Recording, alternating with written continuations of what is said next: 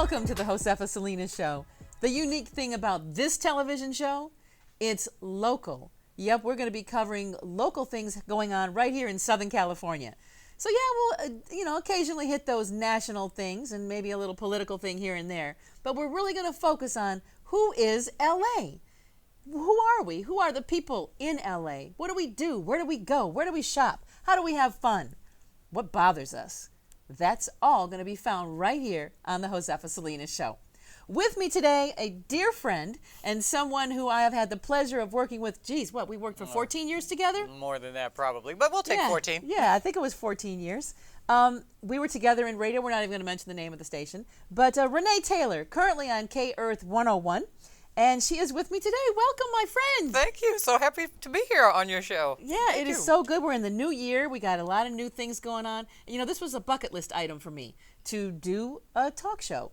And so I'm so excited that you are part of my bucket list. One of those items getting checked off. Well, I'm glad I'm on your show because this is a great place for me to be. It is. So let's talk a little bit about radio. It has certainly changed.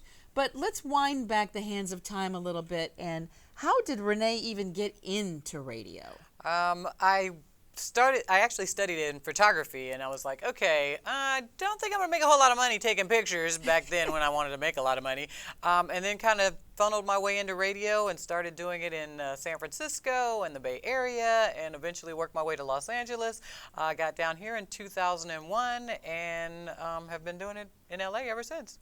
Now, so you didn't study radio in college, neither did I. No, I actually went to a broadcasting school. I started studying in college and was like, I want to do this now. And so I went to a broadcasting school and then worked my way up through the ranks of smaller markets into a bigger market. Okay. Yeah, I went to school for one thing and then found myself in radio and then went back to school to study some radio. College of San Mateo, got to give them big credit. Incredible school. So tell me about that first job. How did you go in for that very first job? Because going in for a radio job now is totally different than the way it was back in the day.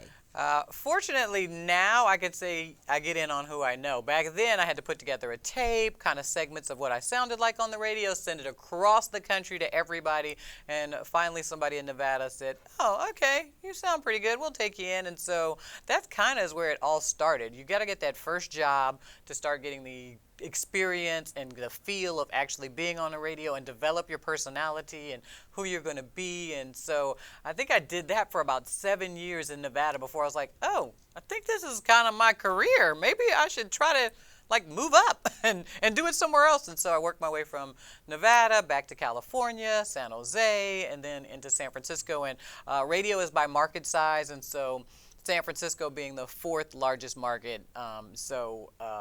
We're happy to be there and did it there for, almost 10 years.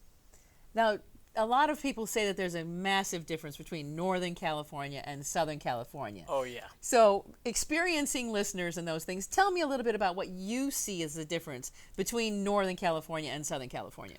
I think it might be, first off, the population doubles in size, so you have a bigger area. LA is almost 2 Bay Areas. When I got down here, I had to put a map in front of me in the control room so I could see, oh, that person is calling from Torrance, which is way down here, and oh, this person is calling from, Santa Barbara, which is way over here. And so it was massive. But I also think the aspect of having Hollywood here, you have a little bit more glitz and glamour, and that whole, I don't know how to describe it, thing plays into personalities and what people, like and do. And it's just, and then the weather in LA is, it's year-round Southern California, beach, active, on the move. You can be on the move in, January. You could be at the beach in January. Not always, but you can't be at the beach in Northern California in January. Not at all. Now, how are listeners different? I think because there's so many, more active, just a lot more active. I would say the Bay Area people a little more down to earth. Let's not take anything away from our LA people. We love you. You guys are great. But it's not, I guess because it's not so big, there's more connection within the communities. I don't know if that's the right way to put it, but. Yeah, there is a little bit of a disconnect down here because some people will travel an hour and a half, 2 hours just to get to the work. And then they have to travel 2 hours back, so the people you're working with you don't necessarily live by. Right. Which is what happened with me at the radio station. You know, I lived over by LAX, worked in Burbank for 24 years. Yeah. A lot of people lived in the valley, so once we left work, we didn't really see each other. Right. So, and in the Bay Area, you're not traveling that far, and so you're working, and you're in your neighborhood. You're working in your neighborhood, and so it becomes that close-knit kind of family feel.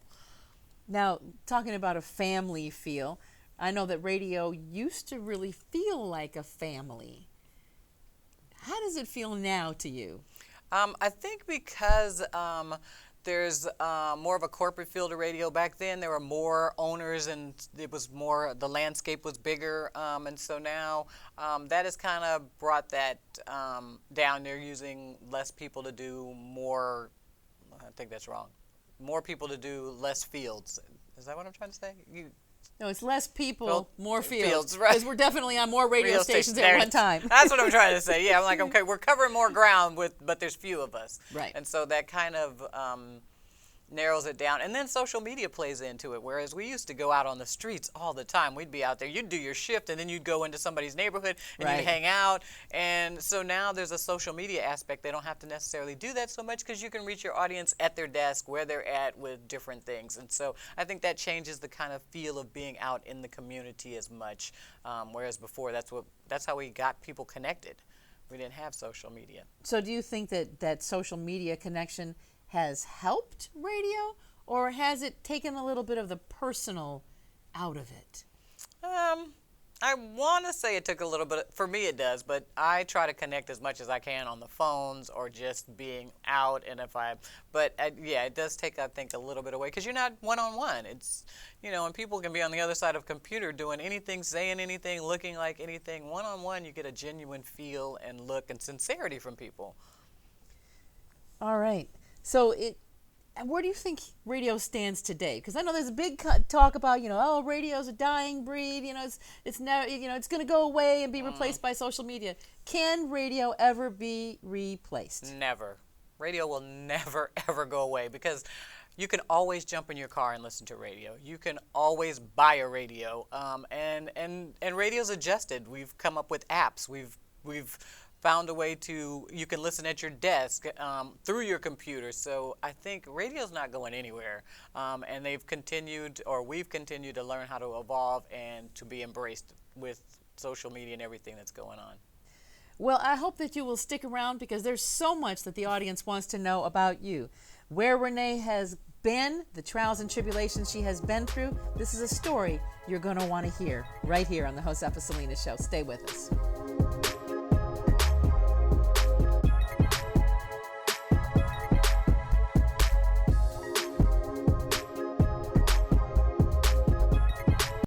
So there you are, shuffling through a stack of resumes and you come to mine.